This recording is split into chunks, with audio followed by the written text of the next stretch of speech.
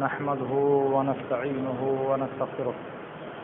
ونعوذ بالله من شرور أنفسنا ومن سيئات أعمالنا من يهده الله فلا مضل له ومن يضلل فلا هادي له وأشهد أن لا إله إلا الله وحده لا شريك له وأشهد أن محمدا عبده ورسوله يا أيها الذين آمنوا اتقوا الله حق تقاته ولا تموتن إلا وأنتم مسلمون يا أيها الناس اتقوا ربكم الذي خلقكم من نفس واحدة وخلق منها زوجها وبث منهما رجالا كثيرا ونساء واتقوا الله الذي تساءلون به والأرحام إن الله كان عليكم رقيبا يا أيها الذين آمنوا اتقوا الله وقولوا قولا سديدا يصلح لكم أعمالكم ويغفر لكم ذنوبكم ومن يطع الله ورسوله فقد فاز فوزا عظيما أما بعد فإن خير الحديث كتاب الله وخير الهدي هدي محمد صلى الله عليه وسلم وشر الأمور محدثاتها وكل محدثة بدعة وكل بدعة ضلالة وكل ضلالة في النار. قال الله تعالى قاف والقرآن المجيد بل عجبوا أن جاءهم منذر منهم فقال الكافرون هذا شيء عجيب أئذا متنا وكنا ترابا ذلك رجع بعيد قد علمنا ما تنقص الأرض منهم وعندنا كتاب حفيظ بل كذبوا بالحق لما جاءهم فهم في أمر مريج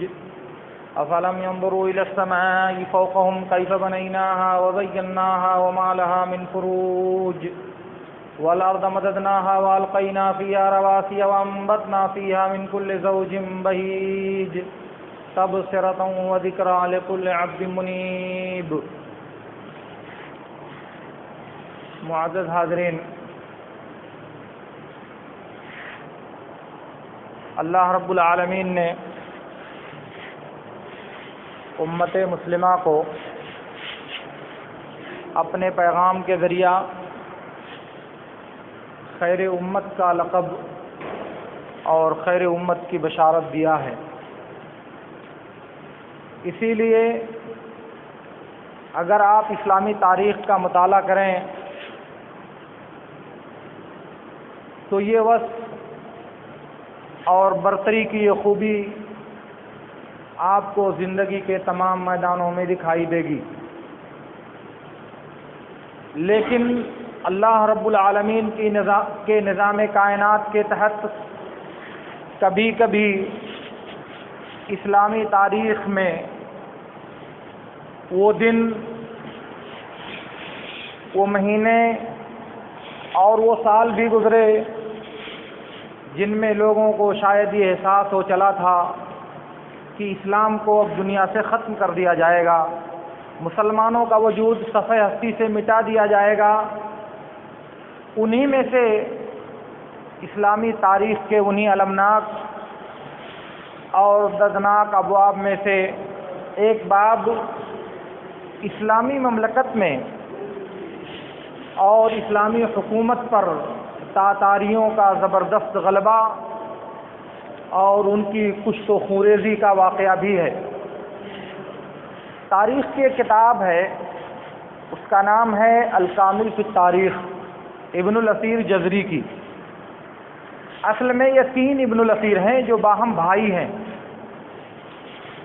ایک ہے مجد الدین ابن الاثیر الجزری، یہ محدث ہیں اور انہی کی کتاب ہے النہایہ فی غریب الحدیث والاثر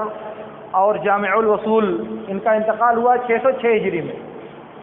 ان کے دوسرے بھائی ہیں عز الدین ابن الاثیر الجزری، یہی مورخ ہیں جن کی کتاب ہے الکامل فی التاریخ اور انہی کی کتاب ہے اسد الغابہ فی معرفت الصحابہ. ان کا انتقال ہوا ہے 630 ہجری میں. ان کے ایک تیسرے بھائی ہیں، وہ ادیب اور لغوی، ان کا نام ہے ضیاء الدین ابن الاثیر الجزری. انہیں وزیر بھی کہا جاتا ہے. ان کا انتقال ہوا ہے 637 ہجری میں۔ تو یہ ترتیب کے اعتبار سے اسلامی تاریخ کے یہ 3 درخشاں ستارے ہیں، ان میں سے درمیان میں عز الدین ابن الاثیر جزری کی کتاب جو میں ذکر کر رہا تھا الکامل فی التاریخ ہے۔ ظاہر ہے کہ 630 میں ان کا انتقال ہوا ہے اور ان کی یہ تاریخ 628 ہجری تک کے واقعات پر مشتمل ہے۔ 628 ہجری تک جو واقعات پیش آئے اس کا نقشہ انہوں نے اس پوری کتاب کے اندر، کتاب 10 جلدوں میں ہے، پیش کیا ہے۔ 617 ہجری کے واقعات شروع کرنے سے پہلے انہوں نے لکھا ہے کہ عالم اسلام پر تاتاریوں کے الغار کو لے کر کئی سال تک میں متردد رہا کہ اس کو اپنی تاریخ میں لکھوں یا اس سے باز رہوں۔ ایک قدم آگے بڑھاتا تھا تو دوسرا قدم پھر پیچھے کر لیتا تھا، ہمت نہیں ہوتی تھی کہ میں اس واقعے کو قلم بند کروں۔ کس کے پاس اتنی طاقت ہے کہ اسلام اور مسلمانوں کی موت اور ان کے وفات کی خبر دنیا میں نشر کرے؟ کس کے پاس یہ طاقت ہے کہ وہ اسلام کی تباہی اور بربادی کا نقشہ دنیا کے انسانوں کے سامنے پیش کرے؟ میں انہی حالات سے دوچار تھا کہ میرے بعض احباب نے میری دلجوئی کی، میری ہمت بڑھائی اور میں اس واقعے کو لکھنے پر آمادہ ہوا، اور میں نے جب غور کیا تو دیکھا کہ اسے نہ لکھنے میں کوئی فائدہ نہیں ہے، اس لیے میں نے اسے لکھنے کی کوشش کی۔ اور پھر اس کے بعد جب لکھنا شروع کیا ہے تو اس وقت ان کی الغار اور ان کے حملے اور ان کے کشت و خون کی جو کیفیت تھی وہ انتہائی دردناک انداز میں لکھا ہے۔ میں آپ کو ایک بات ذکر کر دوں کہ اس وقت ایشیا میں 3 بڑی اسلامی حکومتیں موجود تھیں۔ ایک تو چائنا کے وہ جو قفقاز پہاڑیاں ہیں وہاں سے لے کر کے، اور پھر عراق کے پیچھے اوراون نہر کی وہ جو پہاڑیاں جیحون اور سیحون، اس کے پورب یہ تاتاریوں کا علاقہ تھا جسے ترکستان کہا جاتا تھا۔ اس کے بعد وسط ایشیا میں خوارزم شاہ کی ایک زبردست حکومت تھی جو ہزاروں میل کے رقبے پر پھیلی ہوئی تھی، جس کا رقبہ یہاں غزنی اور کابل سے ہو کر کے پھر اس سائبیریا کے جنگل اور اس کے سرد ایریے تک پھیلا ہوا تھا۔ اور تیسری بڑی حکومت وہ اسلامی خلافت تھی جو بغداد اور پورے جزیرے عرب یا پورے خلیج پر قابض تھی۔ تو عرض یہ کرنا چاہ رہا تھا کہ اس اسلامی حکومت میں خوارزم شاہ کی جو حکومت تھی وہ انتہائی طاقتور اور انتہائی مضبوط سلطنت تھی اپنے زمانے میں۔ ایک مرتبہ ہوا ایسا کہ تاتاریوں کا سردار، یہ ابن الاثیر کی تعبیر ہے کہ اس تاتاریوں کا سردار کسی کام سے اپنے علاقے ترکستان سے نکل کر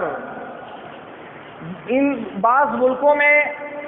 جو اس کے ماتحت تھے خوارزم شاہ کے، وہاں آنے کا ارادہ کیا۔ داخل ہونے سے پہلے جو سرحدی علاقہ یا سرحدی گاؤں تھا آرتار، وہاں پہنچ کر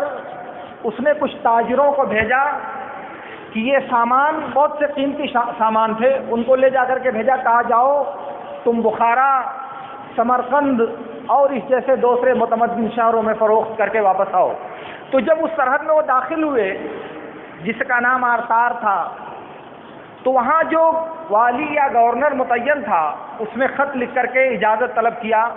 محمد خوارزم شاہ سے کہ کیا کیا جائے ان کے بارے میں، یہ اتنا مال لے کر کے لوگ آئے ہیں۔ بے دانشمندی کہیے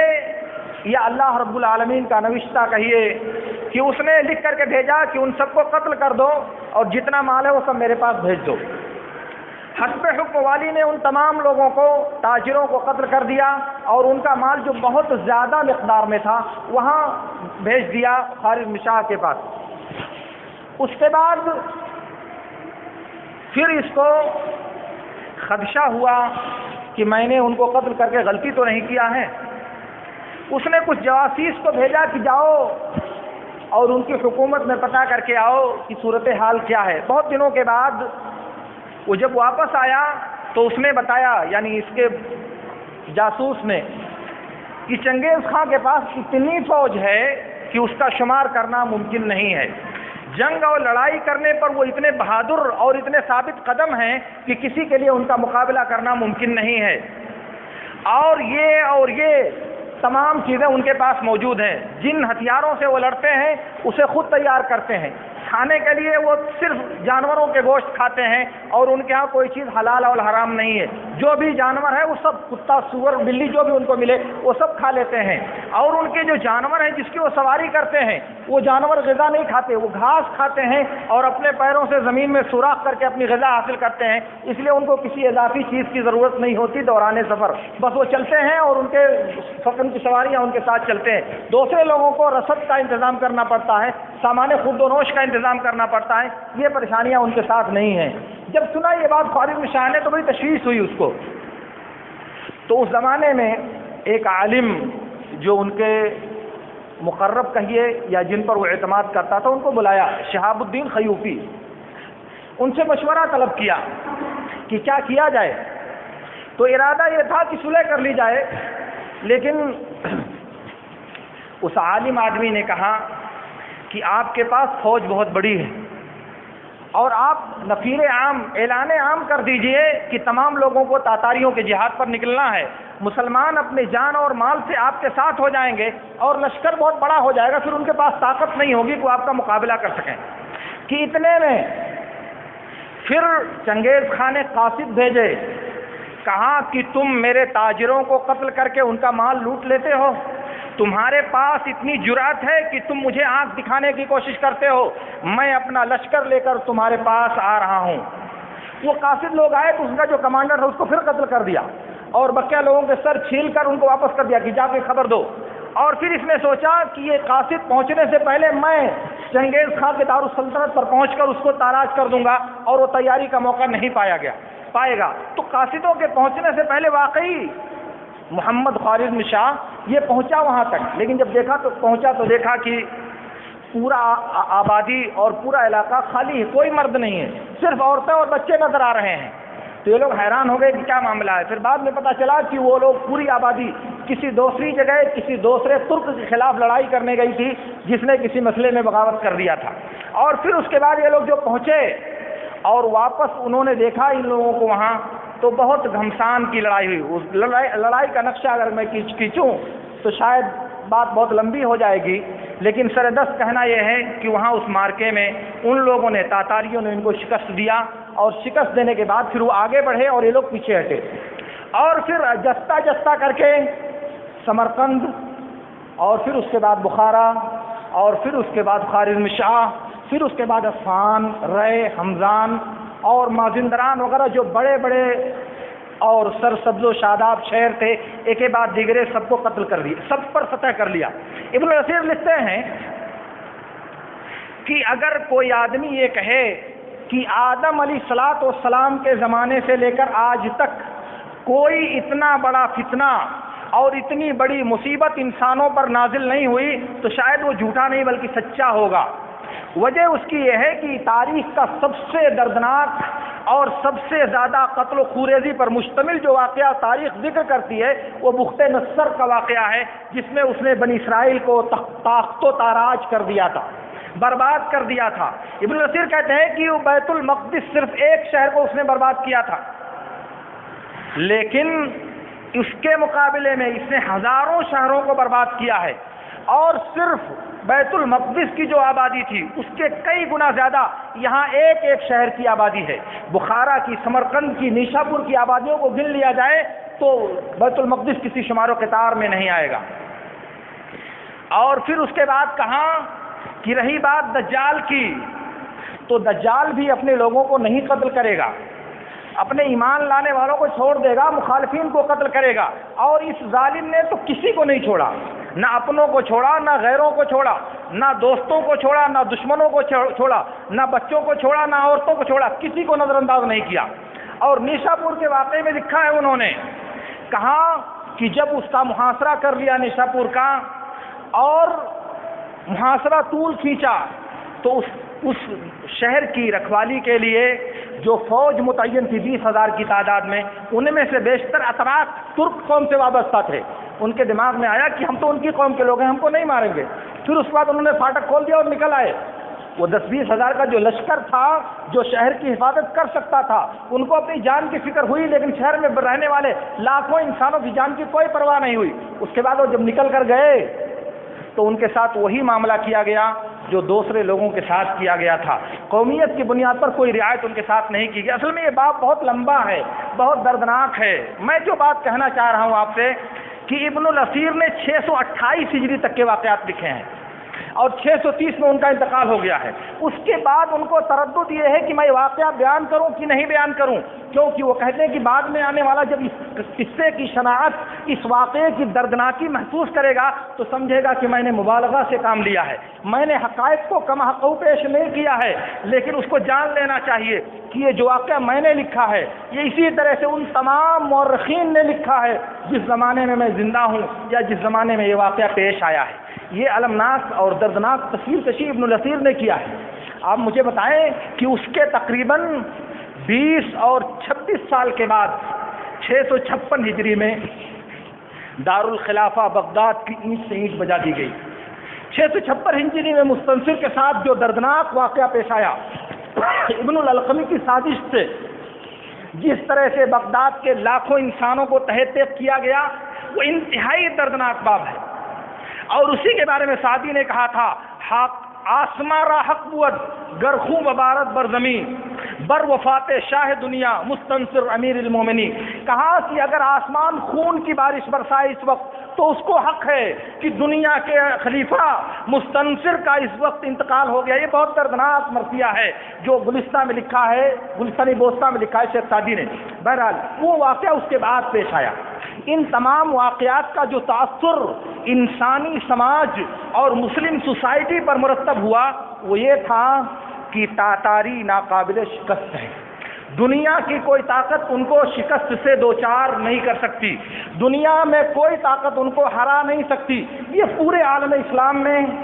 ایک تاثر اور ایک تصور ابھرا ہوا تھا، اور اسی لیے جب مسلمانوں کا دارالخلافہ اور مسلمانوں کے خلیفہ کی جو قوت جو اسلام کا بلکہ انسانی تاریخ کا سب سے متمدن، سب سے ترقی یافتہ اور اپنے زمانے میں سب سے زیادہ حضارت میں مبنی شہر تھا بغداد، جسے دارالعلم بغداد کہا جاتا تھا، وہ جب برباد اور تاراج کر دیا گیا تو ابن الاثیر نے بعض جگہ لکھا ہے، یہ جو واقعات میں بیان کر رہا ہوں ایسا نہیں کہ ہر جگہ جب یہ لوگ پہنچے تو ان کی تعداد زیادہ تھی، بلکہ بعض شہروں کے بارے میں لکھا ہے کہ مسلمانوں کی تعداد ان کی تعداد سے دوگنا، ان کی تعداد سے اور 3 گنا زیادہ تھی، مگر کسی کے پاس ہمت نہیں تھی کہ ان کا مقابلہ کرنے کی جرأت کرے یا ان کا مقابلہ کرنے کی طاقت رکھے۔ یہ عجیب سا تاثر ابھرا ہوا تھا۔ میں کہہ رہا ہوں یہ 630 سے پہلے کی بات ہے، اور اس کے 25-26 سال کے بعد مسلمانوں کا جو دارالخلافہ بغداد تھا اسے تاراج کر دیا گیا۔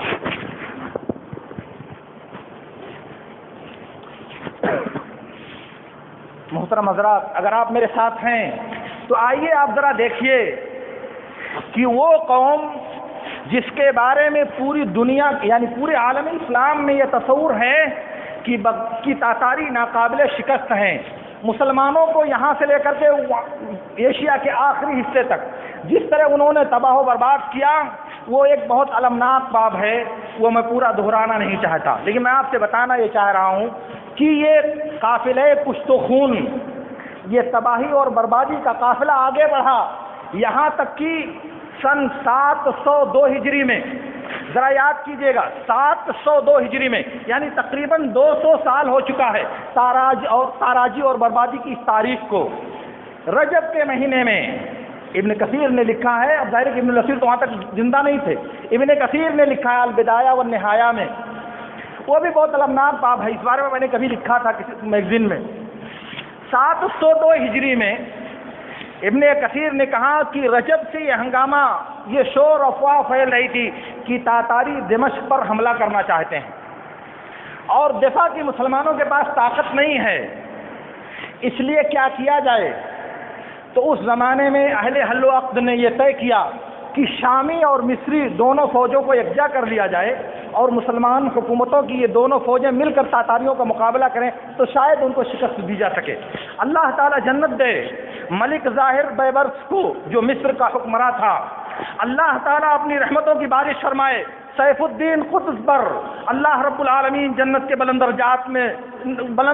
نصیب فرمائے شیخ الاسلام ابن تیمیہ رحمۃ اللہ علیہ کو، جنہوں نے اپنے ساتھیوں کے ساتھ دمشق سے مصر اور قاہرہ کا سفر کیا۔ بادشاہ سے لمبی گفتگو ہوئی، گفتگو کرنے کے بعد ملک ظاہر کو اس بات کے لیے آمادہ کیا کہ یہ تاتاری نہ تم کو بخشنے والے ہیں اور نہ شام کو چھوڑنے والے ہیں، اس لیے تم دونوں مل کر کے اگر ہم لوگ لڑائی لڑیں تو شاید یہ بات طے ہو سکے۔ اس کے بعد طے ہو گیا کہ دونوں فوجیں آئیں گی۔ شیخ الاسلام ابن تیمیہ رحمۃ اللہ علیہ کی یہ سفارتی کوشش کامیابی سے ہمکنار ہوئی، اور اس کے بعد جب لشکر آنے میں تاخیر ہوئی، ادھر تاتاریوں کا لشکر دمشق پہنچ چکا ہے، لیکن لشکر تاتاریوں کا دمشق پہنچنے کے بعد دمشق کو پیچھے چھوڑ کر ادھر آگے سے نکلتے ہوئے دوسری جگہ گیا، دوسرے شہروں میں گیا۔ اب لوگ پریشان ہیں یہ کیا معاملہ ہے، تاتاری آئے تو لیکن دمشق کو ٹچ نہیں کیا، اس کو پیچھے آگے چھوڑ کر اس کے پیچھے سے نکلے دوسری طرف گئے۔ اب شہر والوں کے جان میں جان نہیں، ان کو کاٹو تو ان کے بدن میں خون نہیں، کیا کیا جائے؟ بادشاہ مصر ابھی آ نہیں رہا ہے، شام کے پاس اتنی طاقت نہیں ہے کہ ان کا مقابلہ کر سکے، اس لیے جوق در جوق شہروں سے لوگ بھاگنے لگے۔ لکھا ہے ابن نصیر نے کہ حماس، حلب اور حمص جیسے شہر خالی ہو گئے لوگوں سے، اور لوگ سفر کرنے لگے مارے خوف اور مارے دہشت کے، مارے خوف کے، کسی کی کوئی عقل کام نہیں کر رہی تھی۔ ایسے میں ابن تیمیہ رحمۃ اللہ علیہ کسوا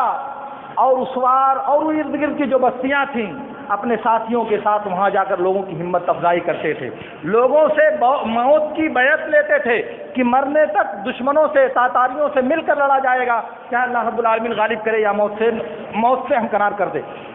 بہرحال انتظار جب طویل ہوا تو اس طرح سیمگی، افراتفری، خوف اور دہشت مزید پھیلی، لیکن پھر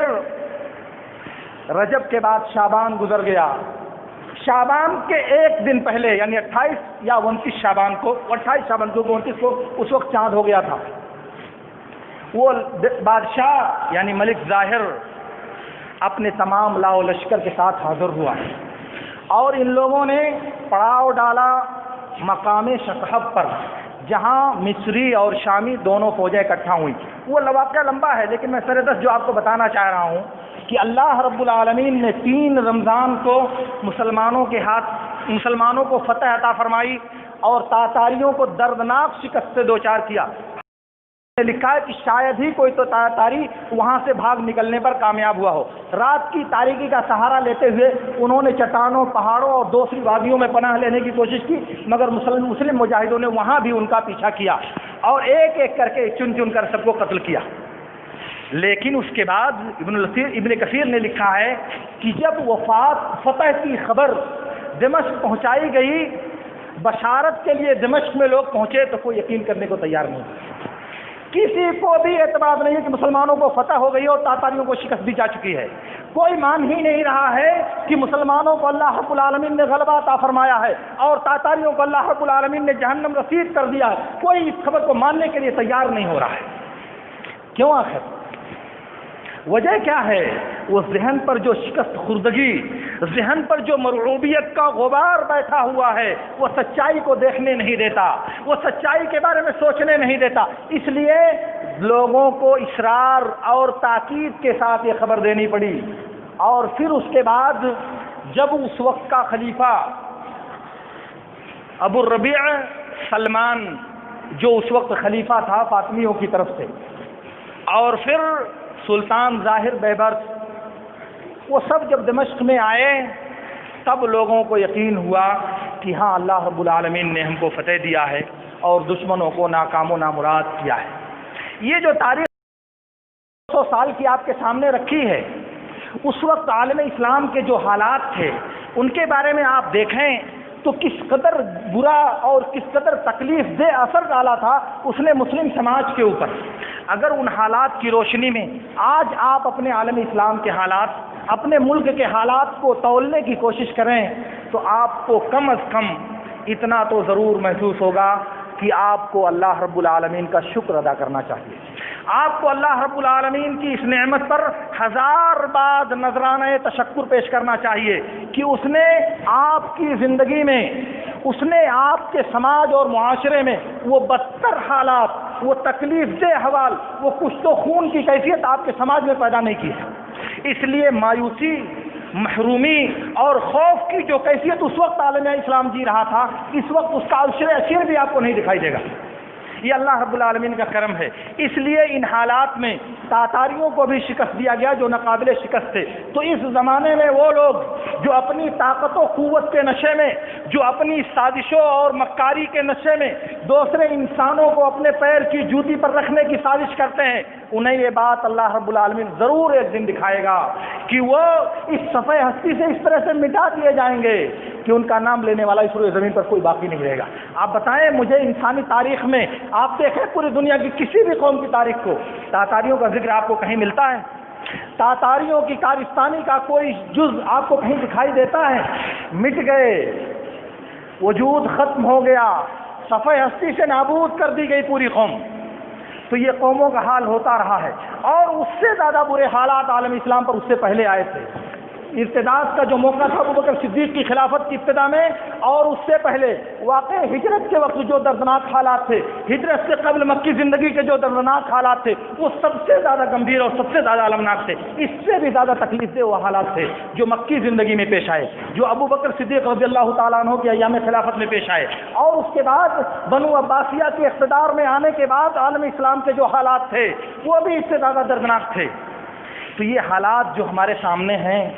یہ تاریخ جو ہمارے سامنے رب العالمین نے محفوظ رکھی ہے، یہ اس لیے ہے کہ اس سے ایماندار اور اخلاص والے انسانوں کو حوصلہ ملتا ہے، ان کے دل کی دل بستگی کا سامان فراہم ہوتا ہے۔ اس لیے میرے دوستو، گھبرانے، بے چین ہونے اور مایوسی کا شکار ہونے کی ضرورت نہیں۔ ایمان کو پختہ کرنے، رب کی طرف پلٹنے، اللہ سے انابت کرنے، اللہ کی پناہ لینے اور اللہ سے آہوزاری کا وقت ہے، اللہ کی طرف پلٹنے کا وقت ہے۔ آپ پلٹے رب کے دربار میں، ان حالات کو پلٹنے کی ذمہ داری اس نے خود لیا ہے۔ ان اللہ لا یغیر ما بقوم حتی یغیروا ما بانفسہم۔ اس لیے وہ لوگ جھوٹے ہیں جو یہ کہتے ہیں کہ مسلمانوں کو ہندوستان سے مٹا دیا جائے گا، وہ لوگ جھوٹ بولتے ہیں جو کہتے ہیں کہ ہندوستان میں کسی مسلمان کو زندہ نہیں رہنے دیا جائے گا۔ یہ انسانی تاریخ کے خلاف بات ہے، نہ کبھی ایسا ہوا ہے اور نہ قیامت تک ایسا ہوگا۔ ویسے بھی میرے نبی صلی اللہ علیہ وسلم نے کہا تھا، جیسا کہ متواتر حدیث میں ہے، 10 یا 12 صحابہ کرام نے اسے روایت کیا ہے، لا تزال طائفۃ من امتی علی الظاہرین علی الحق لا يضرهم من خذلهم ولا من خالفهم حتى ياتي امر اللہ۔ اللہ کا حکم آنے تک یہ مسلمانوں کی جماعت موجود رہے گی روئے زمین پر۔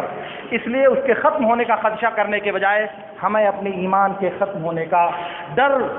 اور اس کے بارے میں متفکر ہونے کی ضرورت ہے۔ اللہ رب العالمین سے میری دعا ہے کہ اللہ رب العالمین ہمیں ان باتوں کو سمجھنے